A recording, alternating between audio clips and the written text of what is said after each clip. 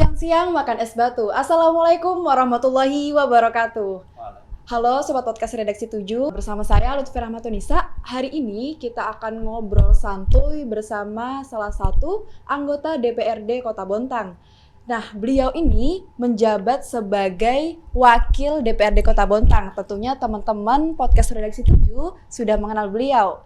Langsung saja, ini dia Kanda Aris. Halo Kanda, bagaimana kabarnya? Alhamdulillah, baik. Terima kasih banyak sudah meluangkan waktunya di sela-sela kesibukan untuk memperkenalkan dirinya. Baik, tentunya teman-teman Podcast Redaksi 7 ingin mengenal lebih dalam jati diri Kanda. Nah, mungkin bisa diceritakan kepada teman-teman apa sih latar belakang dari pendidikannya Kanda, terus juga mungkin bisa dijelaskan sama teman-teman hobinya Kanda ini sebelum masuk di dunia politik ini apa sih? Baik, terima kasih adik-adik semua dari Redaksi 7. Yang pertama, saya lahir di Sulawesi Barat, tepatnya Kabupaten Polman sekarang, Kecamatan Tinambung, Desa Limboro namanya. Saya namanya Agus Haris. Mulai pendidikan dari Madrasah Ibtidaiyah, baru kemudian Sanawiyah, baru kemudian SMA, lalu kemudian kuliahnya di Bontang, di Unijaya. Saya selesai di Unijaya Bontang. Saya 10 bersaudara, dari bapak saya namanya Haris, nama ibu saya Hasnah. Keduanya adalah orang tua saya, ibu saya ibu rumah tangga, kerjanya di sawah. Bapak saya juga begitu, almarhum, kerjanya di sawah. Beliau adalah veteran, lulus SMA merantau ke Kalimantan Timur di Bontang, putar-putar pernah di Bonabadak, menetap di Bontang itu tahun 2000. Ya, tapi sebelumnya udah tahun 91 udah masuk. Tapi ya bola-balik kan, bola-balik. Mulainya menetap itu tahun 95 dan bekerja di beberapa perusahaan di lingkungan pupuk Kaltim. Pernah ngangkat pupuk, tenaga bongkar, nah kerja kasar ya. Pernah juga jadi tukang sapu jalan di KNE. Pernah juga di mobil sampah, angkut sampah mobil di KNE itu. Pernah gali paret, pokoknya semua udah pekerjaan yang Mulai dari yang kasar. Pokoknya yang kasar, yang berat-berat lah, yang penting halal ya kan. Yang penting halal. Namanya merantau itu kan udah siap segala-galanya. Nah, tahun 96 itu jadi security di KSB namanya yang di Pos 7 itu. Kurang lebih 4 tahun.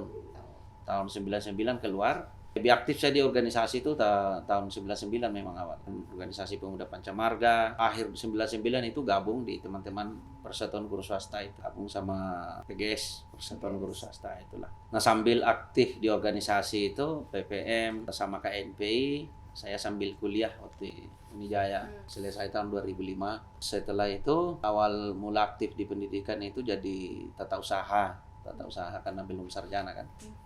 Setelah sambil kuliah jadi guru, pertama guru olahraga karena bisa saya olahraga. Olahraga apa tuh Kanda? Kalau tahu. Saya hobinya ya semua apa olahraga saya bisa. Bola, voli, takraw, tenis meja saya bisa semua. Setelah mau menyelesaikan S1 itu saya ngajar pendidikan kewarganegaraan. Setelah selesai kuliah saya diangkat jadi kepala sekolah di SMP Monamas. Sambil seiring berjalan SMK Halal Bank juga berdiri tahun 2010, saya juga ditunjuk sebagai kepala sekolah. Jadi waktu itu saya 2 kepala sekolah swasta, kepala sekolah di SMP Monamas, kepala sekolah juga di SMK Halal Bank. Sambil bersama dengan teman-teman pengurus Persatuan Guru Swasta itu, organisasi profesi itu yang menjalankan roda organisasi itu dengan berkoordinasi kepada semua guru-guru. Nah itu kalau sekilas. Oke. Dari dikatakan tadi ada mengikuti organisasi nih kan ya. Pas masuk kuliah, apakah juga aktif di organisasi atau hanya eksternal nih? Aktif dua-duanya, jadi jalan dua-duanya. Organisasi juga aktif, di kuliah juga aktif karena ini dua-duanya membutuhkan. Dua-duanya saling membutuhkan dalam rangka pengembangan baik itu sumber daya manusia saya sendiri, menopang di organisasi. Jadi dua-duanya saya pikir saya butuhkan itu. Antara teori dan praktek harus saya padukan. Nah, tahun 2008 itu baru masuk aktif di partai politik, yaitu Partai Gerindra. Situlah saya mulainya aktif berpartai politik. Tahun 2013 saya mundur dari semuanya, mundur dari PGS, mundur dari sekolah karena saya sudah aktif berpolitik. Kenapa saya mundur? Karena saya tidak ingin terbagi pikiran saya. Sekolah juga saya tidak ingin saya nomor 2-kan ya kan, sehingga saya mundur. Baik di PGS saya juga mundur. Jadi kalau di organisasi masih aktif saya di organisasi karena saya anggap bahwa organisasi adalah bagian daripada sarana politik saya. Tahun 2008 beralih ke dunia politik. Apa sih hal yang mendorong untuk beralih ke dunia politik dan meninggalkan aktivitas rutinitas pendidikan? Ya, jadi ada 2 hal yang mendasari saya tiba-tiba masuk partai politik. Itu yang pertama, waktu itu kan tahun 2000, puncak-puncaknya saya berjuang itu untuk sidrap masalah tapal batas, ya kan. Waktu itu saya berpikir, karena saya masa berjuang itu untuk tapal batas sidrap itu dengan Kutai Timur, saya menganggap bahwa kalau masuk DPR itu pikiran saya itu mudah untuk merubah tapal batas itu kan. Jadinya saya berdiskusi sama teman-teman, mungkin baiknya kita masuk partai politik supaya bisa duduk di DPR sehingga tapal batas sidrap itu bisa kita selesaikan. Yang kedua, yang mendorong itu pada saat kami di PGS itu Persatuan Guru Swasta mengusulkan perda inisiatif, perda tentang pemberian tambahan penghasilan bagi guru-guru swasta. Sejak lembaga DPRD ini ada, kami usulkan melalui Pak Kamran, melalui Pak Nawir Rasali, Pak Ma'ruf, Pak Ubaya, kami usulkan perda inisiatif tentang pemberian tambahan penghasilan kepada guru. Tidak bisa gol-gol. Akhirnya kami beberapa pengurus itu, khususnya teman saya, sahabat saya namanya Pak Baidlowi dan Pak Wahyudin, Kepala Sekolah SMA 3 sekarang, dan semuanya ada Pak Yohanes. Kami rapat di PGS itu untuk cari figur-figur yang ada di sekolah-sekolah swasta itu. Tujuannya cuma satu, bagaimana perda pemberian insentif itu ada sebagai perlindungan hukum bagi uang itu yang diterima oleh guru. Karena kan sejak Pak Sopyan Nasdam dulu itu kan masih berupa SK, masih berupa kebijakan. Dikhawatirkan oleh PGS kalau tidak ada perdanya, kemudian hari bisa hilang karena kebijakan saja. Akhirnya sepakatlah 2 itu, saya didorong oleh beberapa teman-teman, ada Ibu Rumani, ada Ibu Orina Susilaina, dan semuanya kepala-kepala sekolah TK itu rata-rata ya sudah, untuk supaya ada perda itu, ayo kita cari beberapa orang figur guru swasta siapapun yang jadi, ya itulah, ya termasuklah saya salah satunya itu masuk di politik supaya tujuan kami itu ada perda. Dan alhamdulillah pemilihan 2014 terpilih saya, 2015 saya wujudkan itu perda insentif pemberian guru swasta kepada guru-guru swasta itu. Jadi sampai sekarang alhamdulillah udah perlindungan hukumnya sudah ada. Tentunya masuk dalam dunia politik sama sebelum ini mesti ada kesan tersendiri nih kan. Nah, apa sih yang didapat pertama kali ketika beralih dari dunia pendidik menuju dunia politik? Ada perbedaan. Kalau di luar kita agak bebas dalam rangka untuk berbicara, mengkritik. Nah, kalau di DPRD ini saya beradaptasi 1 bulan itu tidak bisa kita sembarangan bicara, tidak bisa bicara semaunya karena DPR ini adalah yang membuat aturan, yang memahami aturan, sehingga apapun ucapan kita itu harus ada landasan hukumnya, harus ada tujuannya bahwa kalau bicara ini dasarnya ini, aturannya ini. Itu aja sih yang membedakan saya pikir, sehingga di DPRD ini kesannya adalah bisa kita bermanfaat. Nah, itu sebenarnya tujuannya, bermanfaat bagi masyarakat yang kita wakili, khususnya masyarakat Bontang lah.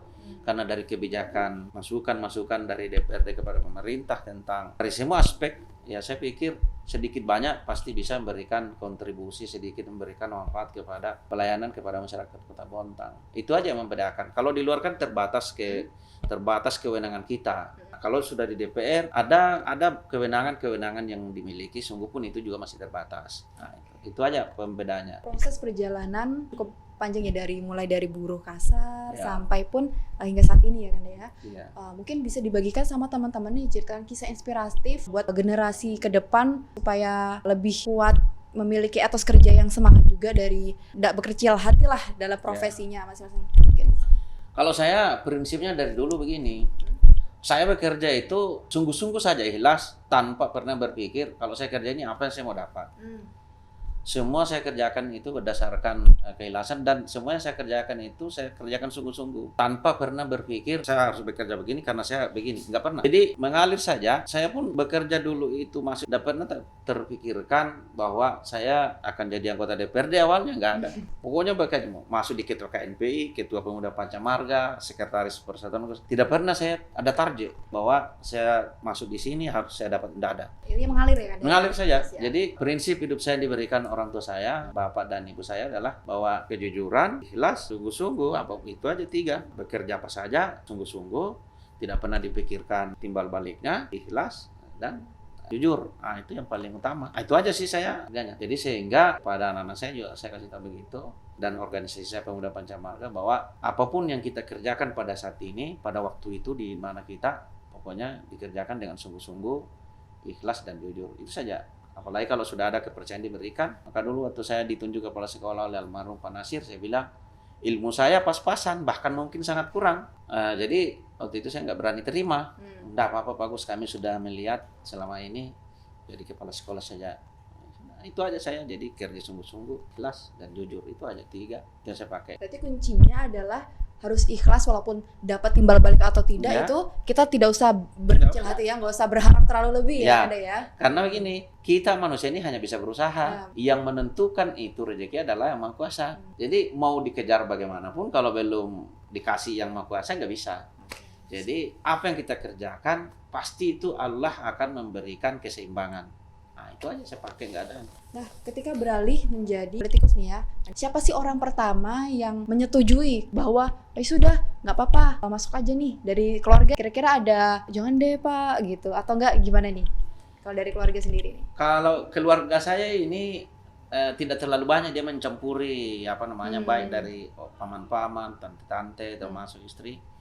Dia tidak terlalu banyak mencampuri, dia asalkan itu ada manfaatnya. Dipersilakan saja.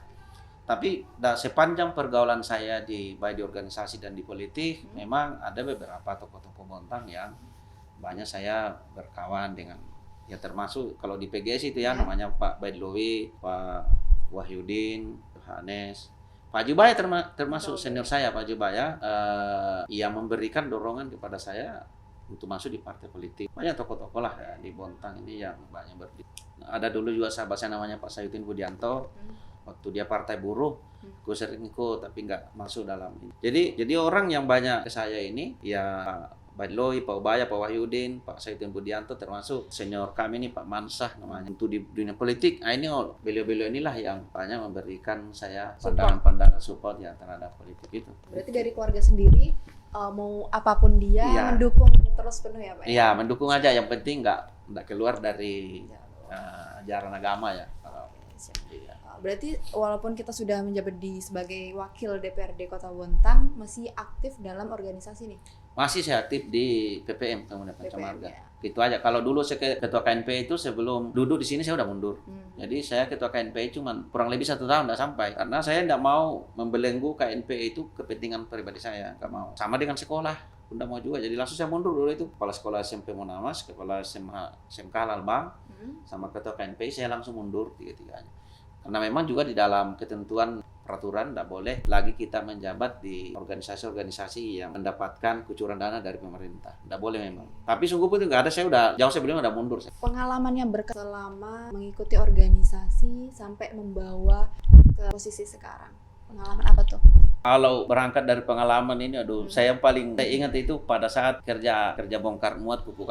Karena bayangkan dari berapa lantai itu ke bawah dasar kapal Eropa itu kan, jauh kan, panas di jalan. Jadi kita bekerja itu mulai dari jam 7 malam sampai jam 6 pagi itu. Non-stop itu hanya jam 12 malam itu. Sebentar makan, kerja borongan kan. Iya, itu aja pengalamannya. Ternyata kalau kita sungguh-sungguh kerja, ada manfaatnya, ada kemudian hari kita dapatkan. Jadi pengalaman yang paling, saya pikir, pengalaman yang paling berkesan, ya dua-duanya Pak masih di sekolah.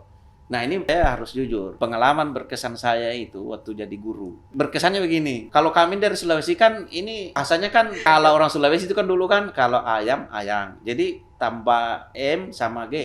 Jadi kadang-kadang saya dulu mengajar itu waktu masih ngajar olahraga, ngajar pendidikan kewarganegaraan. Karena baru dari Sulawesi, kadang itu kan ada tambahannya. Jadi murid saya itu kadang-kadang ada yang senyum-senyum, ketawa-ketawa. Aku tanya, kenapa senyum-senyum? Nah, tidak apa-apa Pak bilangnya. Ternyata setelah saya tanya di luar individu, kenapa ketawa-ketawa? Pak tadi itu ada tambahnya G Pak. Oh iya Kak. Mungkin ada pesan-kesan buat pada generasi milenial saat ini untuk tetap tangguh lah pada masa saat ini. Kalau untuk pesannya secara umum kepada pesan remaja, pemuda, bahkan ke milenial, situasi bangsa saat ini tidak terlalu ideal ya. Kita karena sudah era globalisasi, tentu pengaruh persaingan ekonomi akan berdampak kepada negara kita. Kepentingan negara-negara lain kepada bangsa kita ini akan sangat kuat. Sehingga kepada kita generasi penerus ini, anak-anak remaja, pemuda, khususnya milenial, tidak ada kata lain kecuali cintai negara kita sendiri, bersatu untuk negara kita sendiri. Kapan kita mudah dipecah-pecah oleh kelompok manapun, maka negara kita tidak akan kuat. Dan saya lihat sekarang ini sudah masuk situasi itu. Pesan Bung Karno tidak salah. Zaman berat saya adalah karena mengusir penjajah dari Indonesia. Kita usir penjajah, yaitu Belanda. Tapi depan memberatkan kalian itu adalah karena akan melawan bangsa sendiri. Artinya pesan yang disampaikan Bung Karno itu sangat dalam maknanya. Kita sekarang di Indonesia ini sudah mudah saling menyalahkan kelompok A, kelompok B. Sangat mudah menyalahkan antar satu dengan yang lainnya. Kelompok lain merasa paling benar, kelompok ini juga merasa benar, sehingga situasi ekonomi, situasi politik kita ini kalau saya perhatikan tidak terlalu ideal ya, tidak seiring berjalan keinginan negara itu sendiri, tidak sesuai dengan kedaulatan rakyat. Karena ada kelompok sekarang ini merasa bahwa belum merdeka karena masih sangat didikte oleh situasi. Nah, sehingga dengan banyaknya persoalan ini, baik persoalan dari luar itu sendiri, politik kita terganggu, sistem kita terganggu, di dalam hubungan sosial kita di dalam negara kita Indonesia ini juga tidak terlalu bagus, tidak terlalu ideal. Nah, sehingga pesan saya cuma satu itu, bahwa ayo semua kita ini bangsa Indonesia, baik itu milenial, baik itu kaum Hawa, kaum Adam, semualah kita harus bersatu ini untuk membangun negara kita ini sendiri. Karena kalau enggak, saya tidak yakin bahwa kita akan baik-baik saja ke depan kalau ini kita tidak jaga. Sudah menjadi seorang pendidik sama sekarang, pengamatan Anda terhadap pemuda Kota Bontang saat ini, apakah mengalami keburukan atau justru malah sebaliknya? Ya, jadi memang begini. Sebenarnya dari kepemudanya sih saya lihat masih bagus saja, masih bagus, masih Indonesia banget lah. Masih rasa patriotisme dan nasionalisnya masih sangat kuat tuh saat ini. Tapi organisasinya yang tidak bisa adik-adik pertahankan, karena saya mantan ketua KNPI, saya tahu persis karena KNPI itu karena wadah berkumpulnya seluruh komponen pemuda. Organisasinya aja dia tidak bisa jaga. Yang darinya semula KNPI cuma 1, ternyata bisa jadi 3. Itu aja yang kita sayangkan. Nah, salah satu sarana untuk membangun Indonesia itu, menciptakan kondusifnya masyarakat itu ya salah satunya adalah wadah di KNPI itu. Nah, itu tidak bisa terjaga dengan baik, sehingga melihat kenyataan realnya sekarang ini, kita harus berpesan sama-sama dan harus menjaga negara kita sama-sama. Karena saya tanda petik melihat situasi sudah tidak kondusif bangsa kita ini ya. Ini harus kita sampaikan. Nah, itu tadi sangat mudah sudah kita menjustifikasi kelompok lain. Ya sudah, walaupun di dalam aturan kita seperti radikal apa dan sebagainya, sudah gampang kita berikan cap kepada satu kelompok, wah ini si radikal. Ya, ini kita tidak sadar, kita terbawa situasi yang sesungguhnya sangat merugikan sesama kita, bangsa kita sendiri. Itu aja saya tekankan terus, karena saya kebetulan yang anak cucu Petran yang punya juga tanggung jawab ya, semua sama adik-adik sama-sama. Untuk bangsa ini kita semua mempunyai sama-sama tanggung jawab untuk membangun negara kita ini. Karena kami kebetulan pemuda Pancamarga merasa aja ya, bahwa merasa lebih besar tanggung jawabnya, karena kakek kami, bapak kami salah satu adalah bagian daripada Indonesia merdeka ini, sehingga kami wajib menjaga NKRI itu. Karena kalau kita tidak jaga, tidak akan kondusif. Ketika tidak kondusif, ya yang rugi kita, karena tidak akan bisa senang orang bekerja ya kan, mencari kerja nggak bisa. Terima kasih. Jadi teman-teman sahabat podcast Redaksi 7, demikianlah pengalaman, tentunya jadikan sebuah momen pelajaran untuk kedepannya. Memandang seberapa buruk kerjaan itu, namun giat dan juga terus bersyukur, kerja ikhlas dan juga jujur adalah salah satu kuncinya. Terima kasih Pak Agus Haris sudah meluangkan waktunya. Buah kecaki di pinggir kali, si doi tinggal ditepuk itu. Saya Lutfi pamit undur diri. Wassalamualaikum warahmatullahi wabarakatuh. Waalaikumsalam.